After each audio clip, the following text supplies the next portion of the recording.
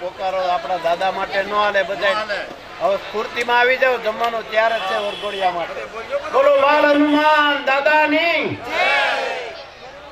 આજના આ સુમન સેવા ટ્રસ્ટ દ્વારા આયોજિત 34માં સમૂહ લગ્નમાં પધારેલા સર્વે, આમ તો હવે અમારી 2-5 જણા સિવાય નથી કોઈ, માઇકનો ને લાઇટનો બેયનો થોડો પ્રોબ્લેમ ને હિસાબે રમેશભાઈ મહેનત ઘણી કરીને માઇક હવે ચાલુ થયું છે. તો ફરી વખત રમેશભાઈના જે સુમન સેવા ટ્રસ્ટ છે એમને, રમેશભાઈની ટીમને ખૂબ ખૂબ શુભકામના પાઠવું છું. વિશેષ કાંઈ નહીં કહેતા, આજના જે આ 10 સમૂહ લગ્નમાં જોડાયેલા 9 દંપતી છે એમને ભગવાન બાળ હનુમાન દાદા આપ સર્વેને સુખમય, શાંતિમય, આરોગ્યમય અને આપનું જીવન ખૂબ શાંતિમય પસાર થાય એવી શુભ આશીષ પાઠવું છું. વિશેષ આપણે અહીંથી જે ગોવિંદ બાપાએ માંધાતા સમાજ વિશે જે માહિતી આપી, એ ઘણા લોકોને હજી પૂરી માહિતી નહીં હોય, એમને ઘણું સરસ આખા માંધાતા આપણા શ્રી દ્વારા જે એનો ઇતિહાસ વર્ણવ્યો એ એક ખાસ. અને બીજું, મગનભાઈએ સમાજની વ્યથા આખી વર્ણવી કે ભાઈ આખા ગુજરાતમાં આવડો મોટો સમાજ હોવા છતાં પોલિટિકલી અને શિક્ષણમાં અને રાજકીયમાં થોડોક પાછળ છે, તો તમે બધા વડીલોને ખભે ખભા મિલાવી અને બધે રાજકીય રીતે શિક્ષણમાં બધા એમને ટેકો આપો. બીજી વિશેષ આ જે વ્યસનનું છે એ તમારા સમાજ વિશે બધા બહુ કહેતા હોય છે, તો આપણે એ મેણું કાઢવાનું છે. અને આજે બાલ હનુમાન દાદાના પવિત્ર જગ્યામાં આપણે બધા ભેગા થયા છીએ, તો આજે એક સંકલ્પ કરીને જઈએ કે ભાઈ આપણે તો વ્યસનથી દૂર રહીશું, પણ આપણા નજીકના સગા સંબંધી અને સ્નેહીઓને પણ આ વ્યસનથી દૂર રહે એવી આપણે બધા સાથે સહયોગ કરીએ, પ્રયત્ન કરીએ. વિશેષ ફરી વખત આ 34માં સમૂહ લગ્નમાં સુમન સેવા ટ્રસ્ટ દ્વારા આયોજિત રમેશભાઈની આખી ટીમને અભિનંદન પાઠવું છું. અને આપ સર્વ દંપતીને આપણા નવ જીવનમાં ખૂબ ખૂબ સુખમય, શાંતિમય એવું જીવન પસાર થાય. અને હમણાં વડીલશ્રીએ કીધું ને, વર વધુ નહીં, આપણે વરથી વિશેષ જેને વધુ કહેવાય, પણ આપણે દીકરીથી તમે મા બાપને ઘર છોડીને આવ્યા, તો અહીંયા પણ આપણું ઘર જ છે. તો આપણે સાસુ હોય, કુટુંબમાં જેટલા હોય એમના બધાની સાથે હળીમળી રહી. વિશેષ આમાં લગભગ તો કોઈને કઈ કહેવા જેવું નથી. આપ બધાએ સુખમય, શાંતિમય રહ્યો, સહકુટુંબને બધાને સાથે રહી અને સહયોગ આપો એવી અપેક્ષા. જય હિન્દ, જય ભારત. જે જીતુભાઈ આ પ્રસંગમાં જે હાજરી આપી છે એનો હું ખૂબ ખૂબ આભાર માનું છું. જીતુભાઈ હર હંમેશ આજે 34 વર્ષ પહેલાંથી અત્યાર સુધીની અંદર જ્યારે સમૂહ લગ્નો થયા છે, બધી રીતે આપણે આર્થિક રીતે આપણને ફાયદા આપ્યો છે. એવા જીતુભાઈ અહીંયા પધાર્યા છે એ બદલ એનો ખૂબ ખૂબ આભાર. હવે આપણે 9 દંપતી અહીંયા બાલ મંદિર છે ને, બાલ હનુમાન મંદિર, ત્યાં દર્શન કરી અમને ભોજન તરફ જવાનું છે. દરેક પહેલાં દર્શન કરી લેવાના અને પછી ભોજન તરફ જવાનું છે.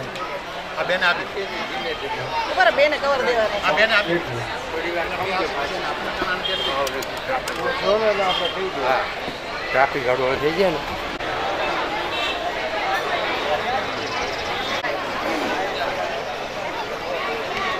કોળી સમાજ દ્વારા આજે 10 દંપતીઓએ ભાગ લીધો.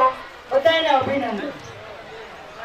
બાળ હનુમાન દાદા આપની અસીમ કૃપા રહે, તંદુરસ્તી આપે, સુખ સમૃદ્ધિ વધે અને આવા ઉત્તમ સમાજ સેવાના કાર્યોમાં સહભાગી થઈએ એવા હનુમાન દાદાને આપણી પ્રાર્થના અને સૌને સુખી રાખીએ.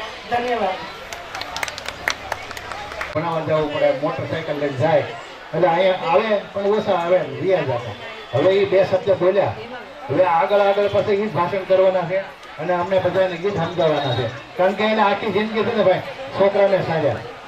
કારણ કે માણસ અને જનાવર, હવે ભરવાડ હોય, બકરા સારતો હોય ને, બકરા એને ખબર હોય કે એ બકરું કોના ખેતરમાં જવાનું છે.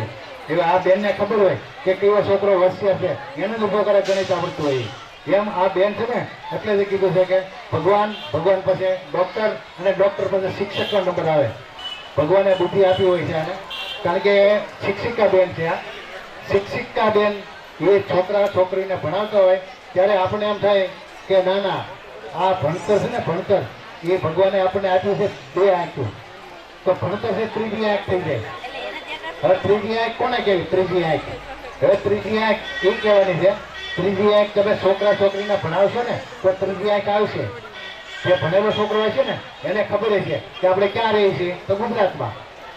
તો આપણી માતૃભાષા શું છે? ગુજરાતી. પછી આપણો દેશ કેવો છે? ભારત. તો આપણી માતૃભાષા શું છે? હિન્દી. અને જાજો છોકરો ભણેલો છે તો એને ઇંગ્લિશ આવડતું હોય, અંગ્રેજી. હવે કોઈ અભણ હોય આપણા ગામડાને ખબર ન હોય, કોઈ આવીને અંગ્રેજી ગાયું બોલતા ખબર ન હોય, છોકરો કે બંધ થઈ જાય છે. અંગ્રેજી આવડતું હોય, એરોપ્લેનમાં જાઓ, બહાર વિદેશમાં જાઓ તો થઈ શકે. તો એ 3જી આંખ છે.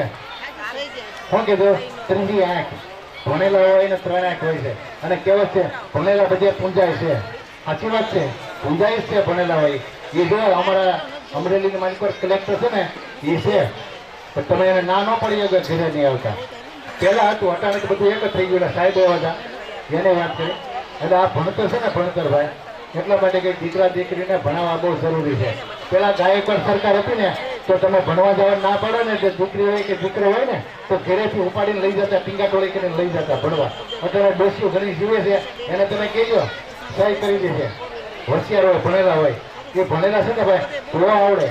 હવે અટાણે અમુક માણસો કે મારે કામ છે, મારા છોકરાઓ એક છે, ભણાવો હું કામ દઈ. પણ ભણતર છે ને બહુ જરૂરી છે. ભણાવો, દીકરા દીકરીને ભણાવશો તો. અને દીકરીની વાત કરીને, દીકરી તો ઘણા પહેલાથી કહેતા હોય કે દીકરીને ગાય દોડે ત્યાં જાય. અટાણા ઊંધું થઈ ગયું છે. ઊંધું કેમ થઈ ગયું છે? દીકરીને ગાય દોડે ત્યાં જાય અટાણે એમ નથી, અટાણે દીકરાને કહેવું પડે. શું કામ?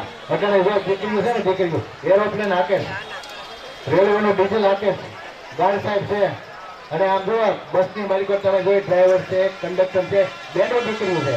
હવે એ દીકરીના મા બાપે ભણાવ્યું એટલે ને, અને ઘણા આપણે લગ્ન કરીને પસંદગી બનાવીને કરવું છે, લગ્ન કરવું છે. આ અંદર હવે લગ્ન કર્યું તો શું કે ખબર છે? અમારે છોકરી ભણેલી છે તો છોકરો 4-5 છોકરી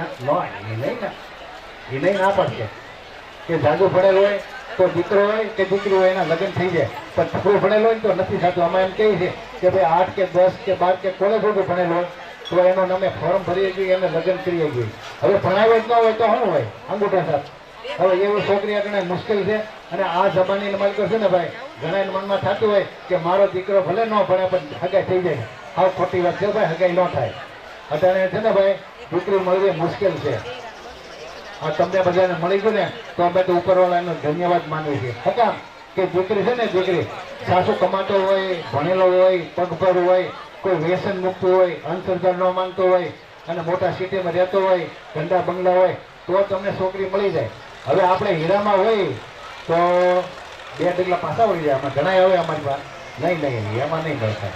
લો એટલે ભાઈ હીરાવાળા એ છોકરા સારા હોય છે, પગભર હોય છે, સારું હોય છે. હવે સુરતની માલિકો હીરામાં જરા પ્રોબ્લેમ છે, તકલીફ છે, આપણે સમજવી છીએ. ઘણા માણસો ત્યાંથી પાછા આવે છે પછી પાછા ગયા જ નથી, પણ ત્યાં ભાડા ભરવાની તકલીફ થાય છે.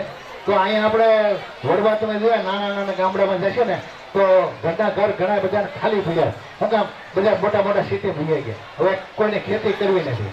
અને અહીંથી બહારના આદિવાસી ગોધરાને જે આવ્યા એને ખેતીનો ભરાઈને ઉઈ ગયા. હવે ખેતી કોણ કરશે? હવે આમને તમે જવા દેશો ને 5-10 વર્ષ તો પછી એ જ ગરદણી થઈ જવાના છે. હવે આપણા મા બાપ છે, આપણે જે દીકરા દીકરી કામ ન કરો તો શું કરવું? એ કરવું પડે. એટલા માટે કહેવી છે કે ઘરનો ઘર થળીમાં ન, છોકરા લાઈનસર ભણેલા હોય તો થાય, નકર લાઈન આખી ઉલટી થઈ જાય. અગર આપણે સાપામાં વાંચી દીકરા દીકરી જો ભાઈ ઘણી જગ્યાએ જાય ભાગી જાય, આમ થાય તેમ થાય. એ શું કામ હોવું જોઈએ? સમય આવે તો થોડું ઘણું સાતું કરો, દીકરા દીકરીને લગાઈ કરો અને લગ્ન કરી દો, કાંઈ વાંધો નહીં આવે. હા, એક ધ્યાન રાખજો તમે, વ્યસન મુક્તિ. વ્યસન મુક્તિમાં એક નહીં હો ભાઈ, યાદ રાખજો. હમણાં જ મેં વાત કરી, જો દારૂ, જુગાર, મટન, અંધશ્રદ્ધા, માવા, ગુડખા, તમાકુ, બીડી અને સિગારેટ, આની માલિકો આવી ગયું વ્યસન મુક્તિ. વ્યસન મુક્તિ હશે તો એની માલિકો થશે. વ્યસન મુક્તિ હશે તો આ થશે. એટલે વારાઘડી અમે જ કહીએ છીએ, તમે ગમે ને જો પત્રિકા વાંચતા હો સ્વામીજીની ગમે એમાં લખેલું હોય વ્યસન મુક્તિ. હવે ઘણા એના છે ને કરી નાખ્યા છે. એટલે વ્યસન મુક્તિ રાખજો આજથી, અને કોઈ વ્યસન હોય તો છોડી દેજો, અને એમાં તમે સાથ સહકાર આપજો અમને. અમે આજે પત્રિકા આપી છે, એની મારી તો લખેલ છે અમારે બીજી સમૂહ લગ્નની તારીખ છે 28/6/2025. કોઈને સમૂહ લગ્નમાં જોડાવવું હોય તો તમે અમારો સંપર્ક સાધજો. અમારા બધાના ફોન નંબર છે એ પત્રિકામાં. તારીખ યાદ રાખજો 28/6/2000. અને એની મારી તો પાછું આ વખતે અમે રવિવાર રાખ્યું છે, અને બદલે શનિવાર રાખ્યો છે.